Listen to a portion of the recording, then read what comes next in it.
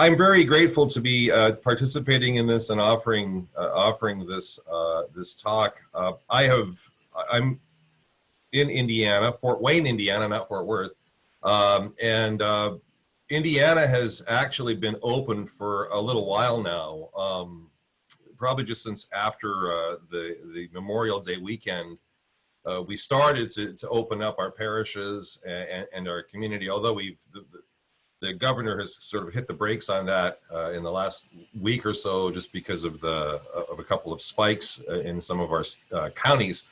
Nevertheless, I've had about 6 weeks now where I've begun to see people that I hadn't seen since the middle of Lent, since the middle of March, coming back to church. And, that's just been such a blessing to see faces that I haven't seen in that long. Not all their faces, because some of them are in masks, but it's interesting when you see their eyes when they walk into the church, that they have this look that says something like, okay, I've arrived, or I'm back, or there's just this really interesting look of just relief and joy on the eyes of people. And I think that's important. And in a sense, that's one of the things that kind of motivated me to step into this particular topic about community and the importance of maintaining and reestablishing community as we go through all of this. Not everybody in my parish that has had a chance to come back has come back. We have some people that are still staying away, and that's fine, because these are still very, very difficult and uncertain times. Like Joe Cormos, I am reluctant to call this the new normal, as if we have to just accept it as, the way that it is, without any necessary thought and attention. I don't think that's a good idea. I think we have to be thinking about things. Joe called it the messy middle. Another great thinker of our time, a fellow named Viktor Frankl, who was a psychiatrist and also a Holocaust survivor, called times like this provisional existence of unknown limit. And he defined that as an existence without a clear future and without an obvious goal. And I think that really does a good job of describing our experience right now. Without a clear future, how long is this going to last? And without an obvious goal, meaning, what should we be doing to stay safe, to keep ourselves safe, to look after others? What's too much? Vladika Tikhon mentioned that this morning in his presentation, that there's this unclarity about exactly what we should and shouldn't be doing. So it's provisional existence of unknown limit. That's not as easy to remember as messy middle, but I think that's good. It's not what it was. It's not what it's going to be, though certainly this is going to shape the future, but it is where we need to focus our attention and our energy. And certainly the current situation is going to have an impact on our church communities for a long time after we are eventually out of the woods. I've heard a term largely on Protestant blogs, we have to find a new way of being church. And again, that's something I'm a little reluctant to talk about or to use that language. Yes, we have to discover new and be creative in our ways of ministering, of sharing the gospel.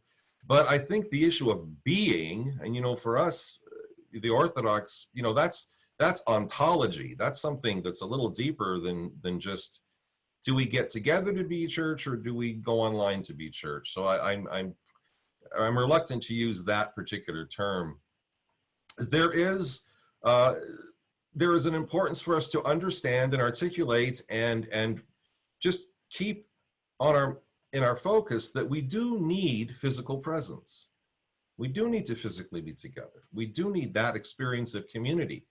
I had a parishioner once when I was serving up in Canada, and he and his wife had been attending for a long time, and then something happened. They had a kind of a crisis in their family. They stopped coming to church, and I didn't see him for probably 2 or 3 months.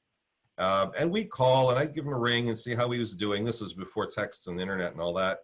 And at one point I said to him, I said, I'm not seeing you in church. And he said to me, the thing is, Father, the longer you stay away, the easier it is to be away. And so I think we need to keep that in mind and understand why being together is important.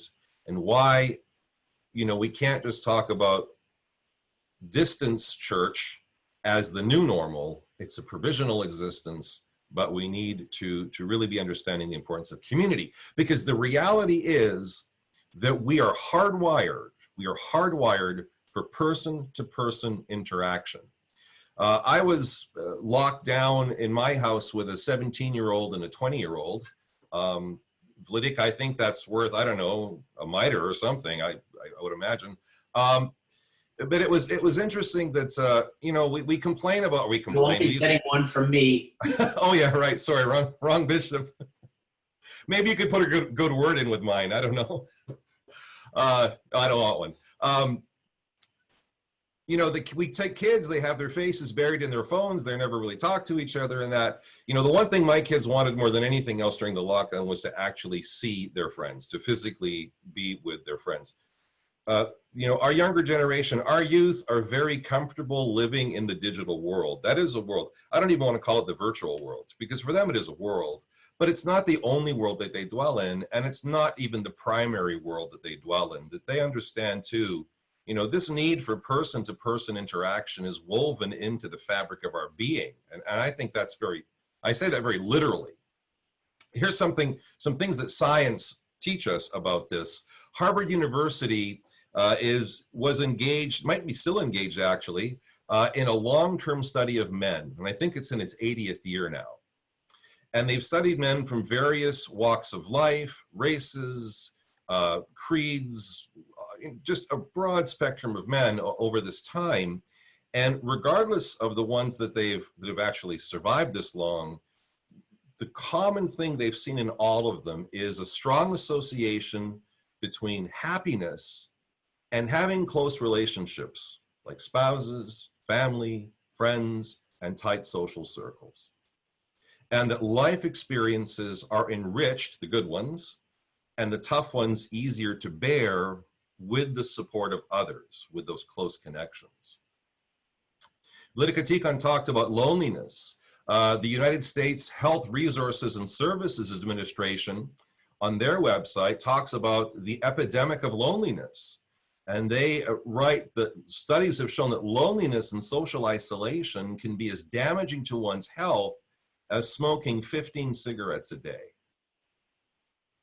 So that kind of stopped me in my tracks when I read that, having grown up in that culture that went from everybody was smoking to not smoking, and how dangerous smoking was, and all the campaigns about that. And I thought, wow, that's really something. There's this other interesting study that was done with infants. When I say that this is woven into the fabric of our being, I really mean this. So this other study does, it's research on infants 1 year of age and under, and they show these little ones cards with basic patterns, a couple of squares on it, maybe like a circle within circles, and a number of these patterns, and one of them is a rudimentary face. It's just two circles and a little smiley, so it just looks like a little smiley face. And every child that they studied spent more time looking at the smiley face than at any of the other patterns. So we have this deep within us, this need to connect with others. Now, of course, we don't need science to teach us that, because this is something the church already knows. It's interesting that when you look in the New Testament, how many times we encounter the word church. Well, how many times we use the word church? It's all over the place. Jesus talks about the confession of Peter. You are the Christ, the Son of the living God. And he says, upon this rock, that confession, I will build my church. The Apostle Paul, James, in the book of Revelation, the letter to the Hebrews, all use the word church. Well, what's church? Church in Greek is ekklesia, which literally means the people gathered together. So we define ourselves as people who come together. Okay, Father Stephen, I'm now going to try sharing my screen. So this is either going to go really well, or it's going to be the part where they say, well, it was really good except for when he tried to share his screen. So let's see if I can do this here. Here we go.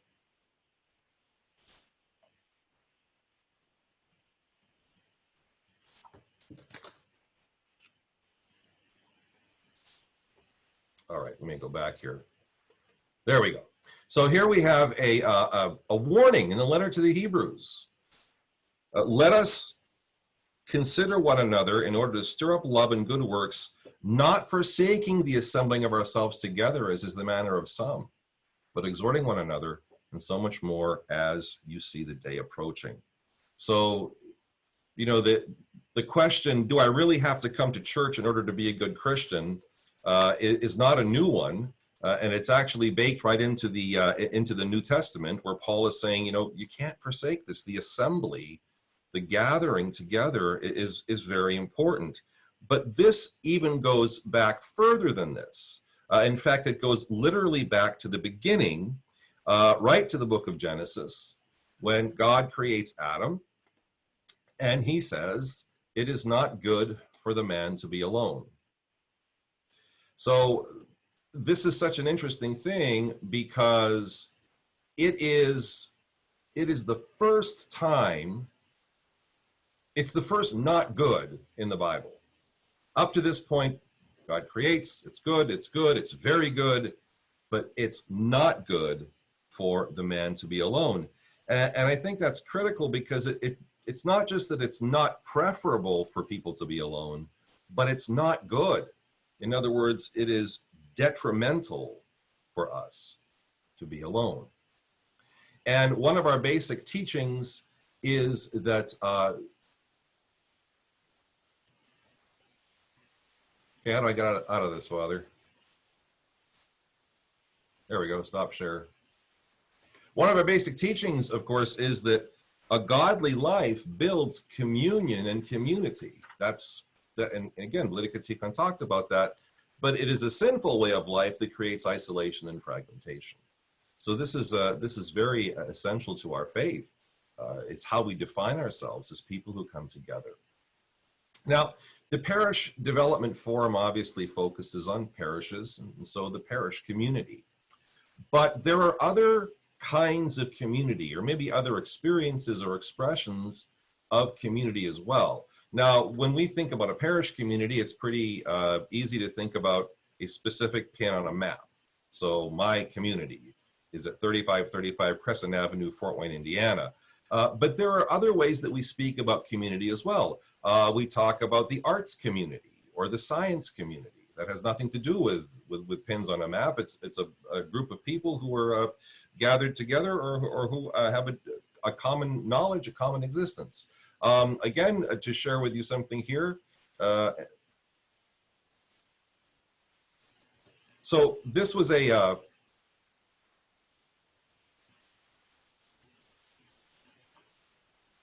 chart that I got. This was from a blog. It was a business blog, so I'm not going to spend a lot of time with the specifics of everything in the table, but just what I want to call your attention to are the three categories, if you will, the kinds of communities. Community of interest, so that's obvious, you share a common interest. Community of practice, you share a special kind of role, something like that. Or a geographic community, that's about local networks, so that's the one where we're talking specifically about people gathered together in a specific place. But again, community does not mean just one thing. There's a variety of kinds of community. Even within the church, we have to be aware that community does not just mean a parish. A monastery, right, that's a community. It's a different kind of community. Even within monastics, we have the Cenobitics, which are communal monasteries. Then we have the Eremitic monastics who live a hermit lifestyle. But even the hermits have some kind of connection with somebody else. Probably one of the best known hermits in the Orthodox Church is Saint Theophan the Recluse. I mean, look, his title is Recluse. But even he had a cell attendant that would assist him. He had a father confessor that he connected with. He also had a very active correspondence with his spiritual children. It's said that he read and replied to up to 20 to 40 letters a day. So he was connected to a lot of people. So even the hermits are not completely disconnected from community. Metropolitan Kadistos Ware, and I think it's in the introduction to the Lenten Triodion, talks about the hermits coming back to the monasteries to celebrate Holy Week and Pascha. So they still get back to the community and are still connected. So again, community is more than just geographic location. There's more to it than that. But the other thing we have to remember, and I think this is very important for parishes, is that communities exist within a matrix of wider communities. So it's a big mistake for a parish community to function as an isolated entity. That is really important for us to keep in mind. This was important even before COVID-19, that we have to remember that we are part of a wider community. First of all, at the level of church, every parish is part of a diocese. And in the ancient Christian model of a community, it was the clergy and faithful gathered around their bishop. The bishop was the anchor. Now, in most of those situations, it was a city where the bishop was and everybody was gathering together. But the diocese is a community, so we're part of that wider community as well. But at the same time, every parish is in a specific neighborhood or town or municipality. And that is a pin on the map. That is a geographic community.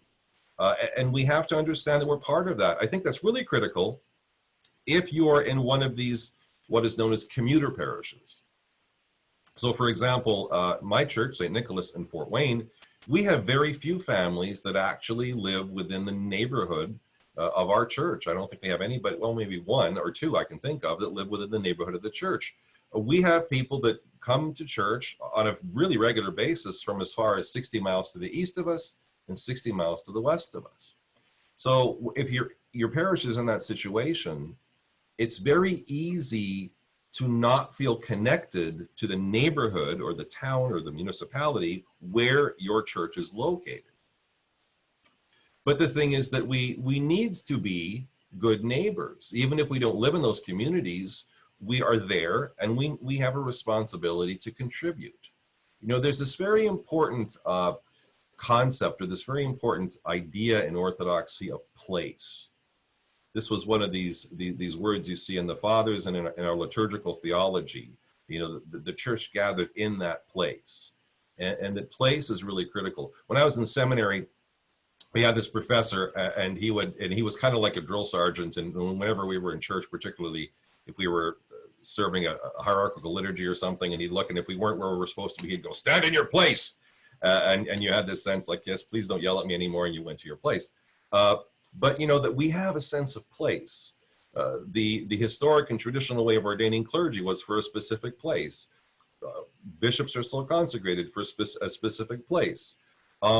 So when it comes to geography, we have to understand that wherever our churches are located, that ultimately God saw fit to place us there. And that this is the community in which our parish community exists, in which we live, we function. And so this is where he wants us to be his apostles, his ambassadors, to witness the gospel in that place. So parishes exist within a wider matrix of communities. And we have to interact with those communities in a way that at least potentially contributes to making them better. So, okay, if we talk about the importance of community, how can we boil that down to something that really helps us to understand why it's important, to help us to understand why we need to spend some time with this? And I always think it's interesting, if I can connect something in my own experience, personal experience, if I can kind of boil something down like that, it helps me to understand it better. I just wrote this article in our parish newsletter. You know, we are the children of the compassionate God, and we are called to be people of compassion, children of compassion. And to be able to understand or reach out and identify people who are struggling, who are not connected with us, even if we don't understand the struggle. So in the article I wrote, I use the example of autocephaly. This is our 50th anniversary of autocephaly. And of course, one of the big moves and one of the big decisions and choices that we made in terms of autocephaly was using English as our primary language of worship. Now, a lot of people who were not necessarily comfortable using English in worship, and even to this day in certain other jurisdictions, will say something like, I don't have a problem with, and then fill in the language, Slavonic, Greek, it doesn't, just fill in the language. And that points to this phenomenon in humanity that if I don't subjectively see something as a problem, it's hard for me to imagine that it's a problem for anybody else. So if I can kind of dial something down into my own life, maybe it can help me to understand how it could be problematic for somebody else. So community, why is it important, so important for us to hold on to community? Why is it so important for us to take time to do this? Well, I would say this, that community is an essential part of human existence. It's you know, God has intentionally called us to be community because community meets a basic human need, a need for existing, and that is the need to feel like we belong. We need to feel like we fit in. It is not good for us to be alone. Isolation, that feeling that we don't fit in, that we don't belong, that we are drifting without any kind of roots is very, very toxic for us. It's just not good when we don't feel like we fit in. You start a new job, you go to a new school, one of the things that's on your mind is, am I going to fit in? Am I going to feel like I belong here? Most of us learn the importance of belonging and fitting in someplace between the 6th and 12th grades. Middle school and high school is all about belonging and fitting in. And this is a fundamental human need to know that I belong, that I fit in somewhere. You know, when you look at the ancient world, you look at how important they looked at lineage and genealogy. Because lineage and genealogy answer the question, who do I belong to? Where do I fit in? Even today in many cultures, we still have the use of this thing called the patronymic, right? So it's you're in some cultures it's your last name, in other cultures it's your middle name is your father's name. So I'm Andrew, all my 3 sons would all be Andreevich. That's their patronymic. And what were patronymics about? Where do you belong? Who do you belong to? And I think it's no coincidence that the very first thing that we read in the New Testament, in the Gospel of Matthew, is Jesus' genealogy. So Matthew, writing to a Jewish audience, begins with the question, who does Jesus belong to? Where does he fit in? This is just a fundamental need that we have, the need to belong. If you think about St. Paul and his writing, you know, St. Paul's letters, one of the common themes of St. Paul's letters is that in Christ, we all belong to God, and therefore, in Christ, we all belong together. That's a common message of St. Paul. So another thought here, more screen sharing, hang on tight.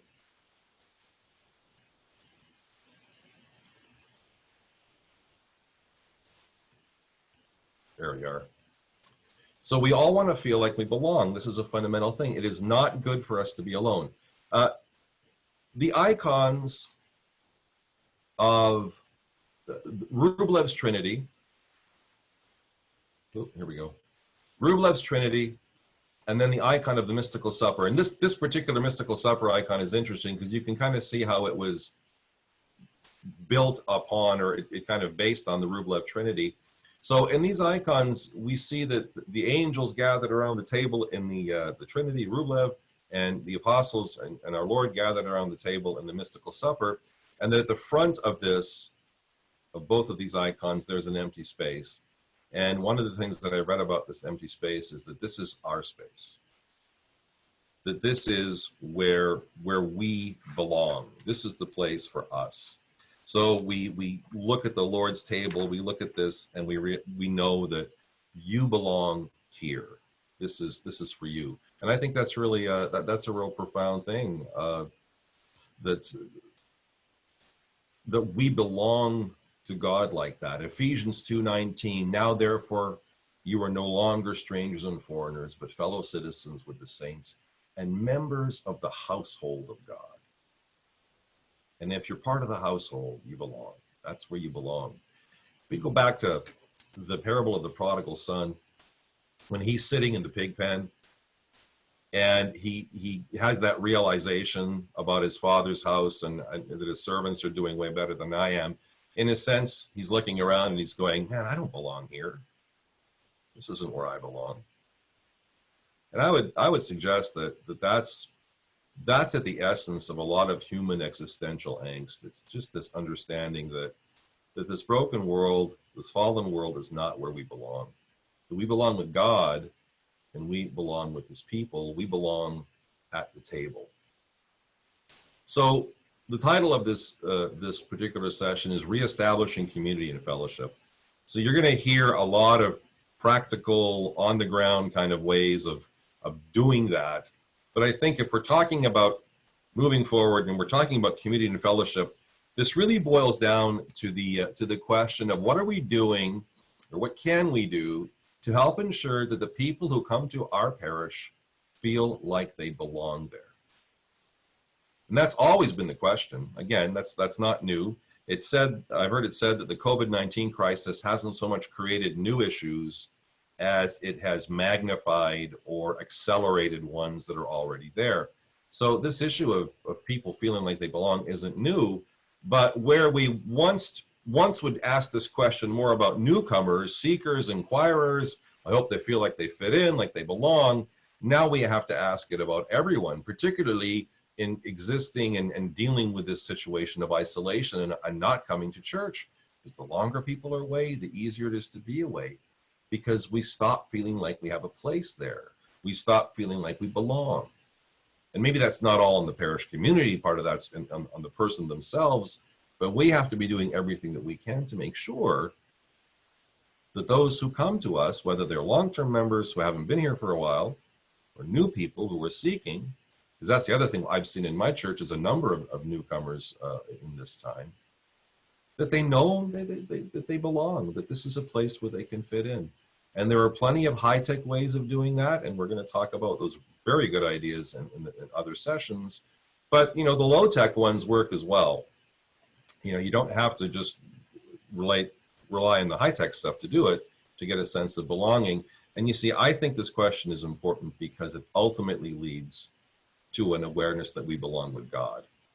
That if we feel that we belong in the parish community, we belong with that community, that leads us to that sense and that understanding that we belong with God. And that really is what it's all about.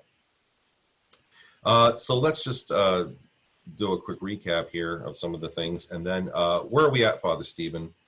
We have about half an hour. Is that what I'm looking at? Yep. We're at 12:15. We're here till 12:45. All right. And we have how many folks here? I didn't see how many we have in the...